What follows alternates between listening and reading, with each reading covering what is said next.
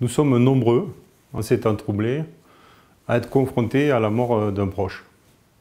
Je voulais essayer de vous dire pourquoi il était important de prendre la parole pour essayer d'accompagner le défunt dans ce dernier voyage.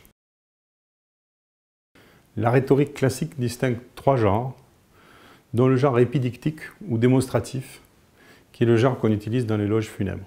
Le genre de l'éloge s'intéresse au présent. Et ce présent, il faut le comprendre de façon polysémique. Le premier présent, c'est le sens de l'ici et maintenant. Bien qu'en évoquant le défunt, on évoque le passé, ce qui est important, c'est de vivre ce moment dans l'instant et de le partager avec l'auditoire avec lequel on est. Le deuxième sens du mot présent, c'est le mot d'offrande. Il faut comprendre que ce discours, cette prise de parole, c'est une offrande aux gens qui sont là, c'est une offrande aux défunts que vous faites. Et le troisième est un caractère plus symbolique. Il renvoie à la figure de Janus Bifrons, qui a un visage qui regarde vers le passé et un visage qui regarde vers le futur. Et pas de visage dans le présent. Ce présent, il est invisible. C'est à nous de l'habiter, c'est à nous de le construire, c'est à nous de le faire vivre par notre parole.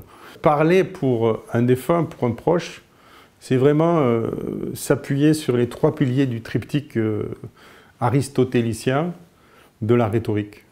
C'est travailler l'éthos, le logos et le pathos. L'éthos, c'est d'abord mon caractère, ce que je suis, qui je suis, ce qui fait que je parle aujourd'hui. Et dans le cas d'un éloge funèbre, mon statut définit ma parole. Si je parle comme un fils, si je parle comme un mari, si je parle comme un frère ou si je parle comme un ami, ma parole n'aura pas le même poids et la même portée. Le simple fait d'être ce que je suis définit et donne la légitimité de mon propos. Après, ici comme ailleurs, il faut utiliser le logos, la raison, ce que je pense, pour structurer mon propos, pour que le propos démarre et arrive à un but fragile puisqu'il est sans arrêt menacé par le chavirement des émotions. Et évidemment, le pathos, ce que je ressens, ce que je veux transmettre émotionnellement aux autres.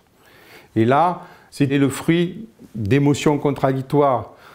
La tristesse, bien sûr, la colère, certaines fois, des moments de joie aussi à l'évocation d'un souvenir chéri. Toutes ces émotions sont convoquées et la difficulté, ça va être de les laisser s'exprimer, de les transmettre sans se laisser envahir. Alors elles seront là en embuscade, elles vont vous serrer la gorge, elles vont vous prendre aux tripes, elles vont vous casser la voix. Laissez-les venir, absorbez-les, digérez-les, reprenez votre souffle, reprenez votre propos.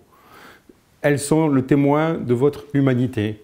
Cette émotion qui vous étouffe, c'est une émotion que vous partagez, c'est une émotion que votre auditoire est en train de ressentir aussi, et sa véracité, sa simplicité en font le meilleur argument pour transmettre aux autres ce que vous ressentez vous.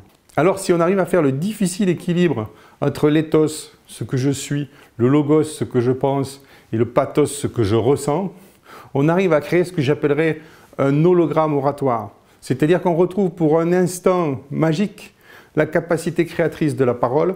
On arrive à recréer la présence physique pour un court instant, une évocation du défunt. Et ça, c'est le plus beau cadeau que vous pouvez faire aux gens qui sont là, au défunt lui-même, de le faire vivre dans le cœur des gens pendant un court instant au moment de son dernier voyage. Ce travail de prise de parole, d'éloge du défunt, a une autre vertu pour l'orateur, celui qui prend le risque de s'exprimer. Et il me fait penser à un verbe portugais, qui est le verbe escapulir, dont un des sens est se libérer de, faire sortir quelque chose de soi. Et il s'agit bien de ça, c'est un travail d'expression, c'est-à-dire qu'on fait passer l'expression qu'on a à l'intérieur vers l'extérieur. Donc bon courage à ceux qui oseront prendre la parole dans ces circonstances. Ce sera un moment fort pour les gens qui vous écouteront, pour les proches, pour vos amis, pour votre famille, et ce sera un moment libérateur pour vous-même.